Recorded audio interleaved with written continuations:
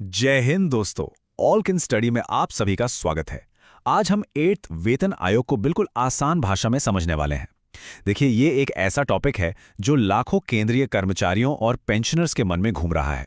और ये सिर्फ नंबर्स का खेल नहीं है, ये उनके भविष्य की बात है। तो चलिए जानते हैं कि इसका असल में मतलब क्या है। तो सबसे बड़ा सवाल यही है ना, कि ये 8वां वेतन आयोग आखिर किसी के वेतन, भविष्य और आर्थिक सुरक्षा को कैसे शेप करेगा, कैसे एक नई दिशा देगा। इस पूरी बातचीत के आखिर तक हम इसी बड़े सवाल का जवाब खोजने की कोशिश करेंगे। चलिए एकदम शुरुआत से शुरू करते हैं। तारीख थी 3 नवंबर 2025, जब सरकार ने ऑफिशियली 8वें केंद्रीय वेतन आयोग को बनाने का ऐलान किया। लेकिन असली कहानी तो उन लोगों की है जो इसे लीड कर रहे हैं। इसकी अध्यक्ष हैं जस्टिस रंजना प्रकाश देसाई, और उनके साथ सदस्य के तौर पर हैं प्रोफेसर पुलक घोष और पंकज जैन। यही वो लोग हैं जिनके फैसलों पर लाखों लोगों का भविष्य टिका है। अच्छा, इस पूरे मामले को ठीक से समझने के लिए हम इसे 4 हिस्सों में देखेंगे। सबसे पहले ये जानेंगे कि इसका असर किन किन लोगों पर पड़ेगा। फिर हम आयोग के असल काम को समझेंगे कि उन्हें करना क्या है। उसके बाद ये देखेंगे कि वो अपने फैसले किस आधार पर लेंगे, और आखिर में उस सबसे बड़े सवाल पर आएंगे कि आगे क्या होगा। तो चलिए पहले हिस्से से ही शुरू करते हैं कि आखिर इसके दायरे में कौन कौन आता है। देखिए, हम यहाँ कुछ हजार लोगों की बात नहीं कर रहे।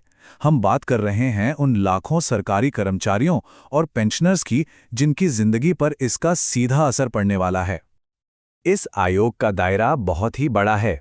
इसमें केंद्र सरकार के सभी कर्मचारी, ऑल इंडिया सर्विसेज के अधिकारी और हमारे रक्षा बल के जवान, ये सब शामिल हैं। लेकिन कहानी यहीं खत्म नहीं होती। इसके अलावा केंद्र शासित प्रदेशों के कर्मचारी, सीएजी, संसद द्वारा बनाए गए रेगुलेटरी बॉडीज और यहां तक कि सुप्रीम कोर्ट और हाई कोर्ट के कर्मचारी भी इसके दायरे में आते हैं। अब आते हैं दूसरे पॉइंट पर कि इस आयोग का असल काम क्या है। कई लोगों को लगता है कि इसका काम सिर्फ सैलरी बढ़ाना है, लेकिन ऐसा नहीं है। ये उससे कई ज्यादा बड़ा और गहरा काम है। ये वेतन और सभी सुविधाओं की एक पूरी कॉम्प्रिहेंसिव समीक्षा है। चलिए देखते हैं कि इनके एजेंडे पर क्या क्या है। तो आयोग का काम 5 मेन पॉइंट्स पर फोकस करेगा। पहला, सैलरी और अलाउंसेस को रिव्यू करना। दूसरा, एक बिल्कुल नया पे स्ट्रक्चर तैयार करना। तीसरा, जो बोनस स्कीम्स चल रही हैं उन्हें जांचना कि वो आज के समय में कितनी कारगर हैं।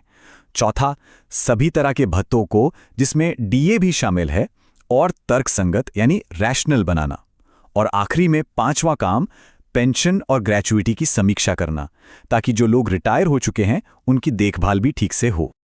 अच्छा, ये जो नया पे स्ट्रक्चर बनाने की बात हो रही है, उसका असली मकसद क्या है?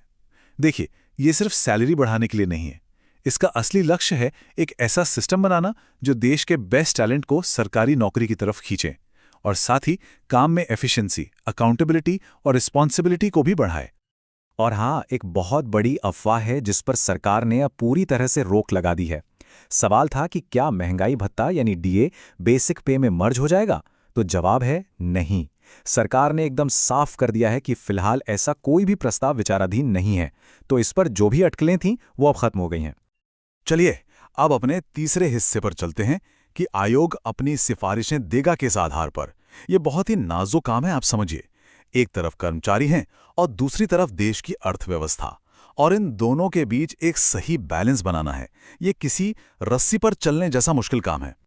देखिए, एक तरफ कर्मचारियों की उम्मीदें हैं, बेहतर सैलरी, बेहतर भत्ते और एक सुरक्षित भविष्य। और दूसरी तरफ देश के हित हैं, जैसे कि देश की आर्थिक स्थिति को मजबूत रखना और फिस्कल डिसिप्लिन बनाए रखना। आयोग को इन्हीं 2 बड़ी और शक्तिशाली ताकतों के बीच से एक रास्ता निकालना है। अपनी सिफारिशें देते वक्त आयोग को कई चीजों का ध्यान रखना होगा, जैसे देश की मौजूदा आर्थिक हालत कैसी है, फिस्कल डिसिप्लिन की कितनी जरूरत है, और क्या देश की विकास योजनाओं के लिए पर्याप्त संसाधन बचेंगे। इतना ही नहीं, उन्हें यह भी सोचना होगा कि उनके फैसलों का असर राज्यों की आर्थिक स्थिति पर क्या पड़ेगा, और प्राइवेट सेक्टर के मुकाबले सरकारी सैलरी कैसी दिखेगी। तो अब तक हमने समझ लिया कि आयोग के दायरे में कौन है, उसका काम क्या है और वो किन सिद्धांतों पर चलेगा। अब हम आते हैं अपनी बातचीत के आखिरी और सबसे अहम सवाल पर कि यहां से आगे का रास्ता क्या है। और आखिर में सारी बात इसी एक सवाल पर आकर टिक जाती है कि ये आयोग कर्मचारियों की सैलरी ग्रोथ और देश के विकास के बीच वो सही संतुलन कैसे बनाएगा।